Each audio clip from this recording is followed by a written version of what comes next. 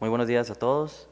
Es para mí un verdadero gusto poder estar aquí frente a todos ustedes para poder presentar mi trabajo de investigación, el cual se titula Análisis de pedigree y variantes genéticas en síndromes de cáncer hereditarios familiares con pacientes con diagnóstico de cáncer de mama en la ciudad de Guatemala.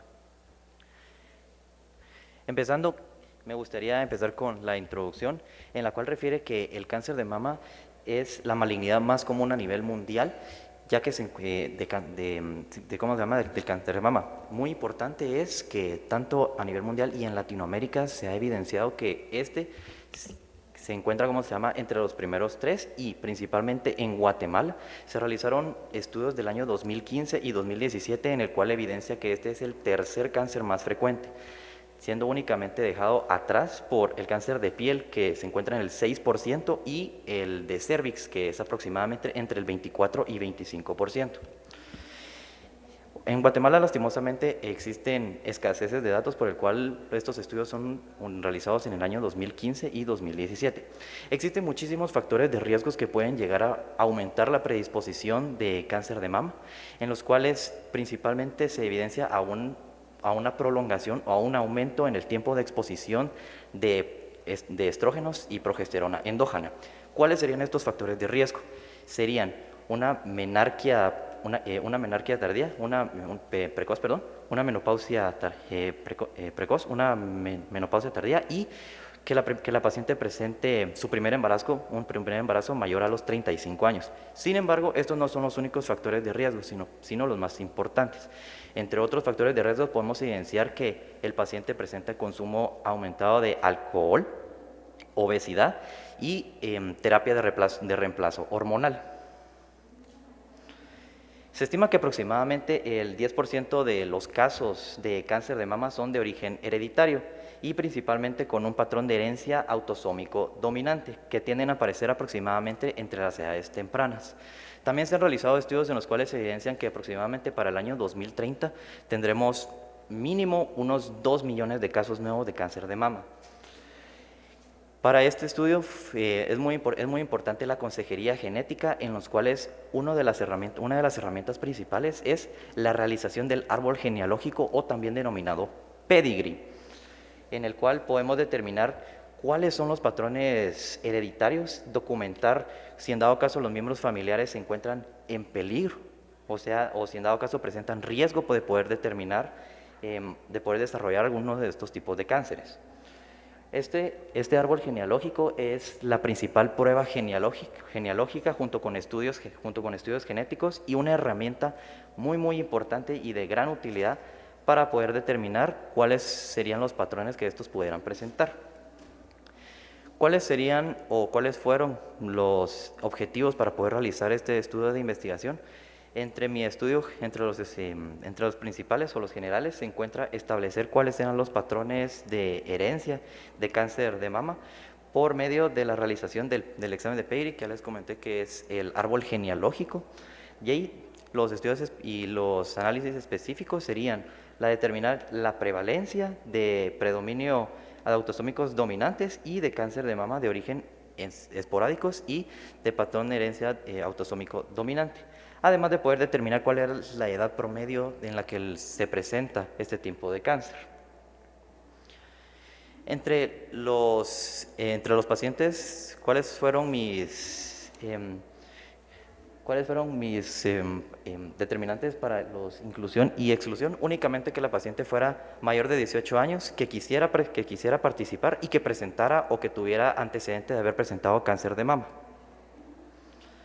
¿Cuál fue la población que se utilizó para la realización de este estudio? Fueron de 73 pacientes, en los cuales se había tomado en cuenta mínimo 97, en la que lastimosamente 3 pacientes no presentaron criterios de inclusión, y 22 pacientes decidieron no participar en este estudio. Ahora, aquí en esta imagen podemos observar qué es un pedigree o un árbol genealógico. Mínimo para poder realizar esta evaluación se requiere de por lo menos 3 generaciones. Aquí podemos observar que en el círculo de hasta abajo es presentado el círculo como una mujer y el cuadrado como un hombre, en el cual presenta una pequeña esquina de colorar, en el cual significa que esta paciente presenta el cáncer de mama. Podemos evidenciar que sería la primera y la única paciente en la cual presenta ¿cómo se llama? Este patrón.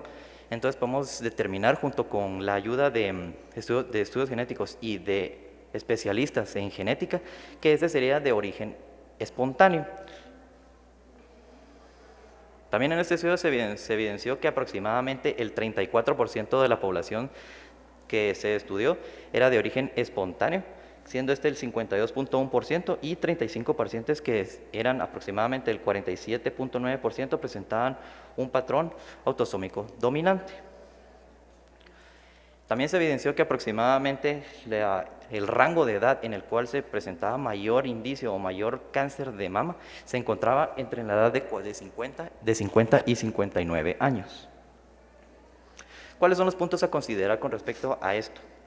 El primer paso a considerar es que el tamizaje o la realización de este pedigree es poder determinar qué patrón hereditario presentan los pacientes, para poder determinar si en dado caso requiere o tiene la necesidad de poder realizar estudios genéticos más adelante. Además de poder realizar estudios que son, como ya les había determinado previamente, de gran utilidad para poder determinar si en dado caso existen mutaciones genéticas, en donde se ha evidenciado que el BRCA1 y el BRCA2 son los principales genes o los principales afectados en estos, siendo si en dado caso presentan aproximadamente un 75 a un 80% mayor de predisposición en poder presentar cáncer de mama, y entre un 20 a un 40% de presentar cáncer de ovario. También, gracias a los datos que pudimos obtener, pudimos determinar y poder presentar seguimiento a todas estas pacientes, poder darles un buen plan educacional y qué es lo que se realizará a 5, 10 o 20 años. Las conclusiones que llegué a encontrar con respecto a la realización de mi trabajo fue que se determinó que aproximadamente el 47.9% de las pacientes con cáncer de mama presentaban un patrón de origen hereditario, mientras que el 52.1% presentaban de origen esporádico. Muy importante esto, ya que previamente a este estudio se habían realizado muchísimos estudios en Colombia, en Brasil, en Estados Unidos y en otras, y en partes de Europa, en donde se evidenciaba que únicamente presentaban entre el 9 al 10%, siendo completamente diferente de los resultados que yo obtuve. Sin embargo, pues, ¿cómo se llama? Lastimosamente en este estudio no se tuvo la gran muestra que estos países han presentado, por el cual lo ideal sería poder realizar un estudio a mayor escala en Guatemala para poder tener un mejor control y poder tener un mejor estudio y mejores datos con respecto a estos patrones y a las pacientes que presentan estos riesgos.